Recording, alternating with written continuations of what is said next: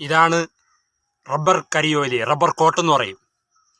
ആടെ ഇതാണ് ഒഴിക്കുന്നത്. ഇത് ഞാൻ തുറക്കുക. തുറന്നിട്ട് ഇങ്ങനെ ഒഴിക്കണം.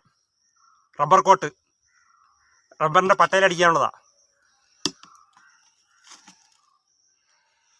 പിന്നെ ഇതാണ് തേയ്ക്കുന്ന സാധനം. നമ്മുടെ ടൂത്ത് ബ്രഷ് വെച്ചാണ് കിംബോയി ഇത് തേയ്ക്കാൻ പോണത്. കണ്ടാ കിംബോയി ഇളക്കുന്നുണ്ടാ, അടിപൊളിയായിട്ട് ഇളക്കണം. ഇങ്ങനെയാണ് ഇളക്കാനുള്ളത്. ഇങ്ങനെ എല്ലാം തേയ്ക്കുന്നുണ്ടാ. കിംബോയി ഇത് തേയ്ക്കുന്നുണ്ടാ, കണ്ടാ അടിപൊളിയായിട്ട് തേയ്ക്കണം. അടിപൊളിയായിട്ട്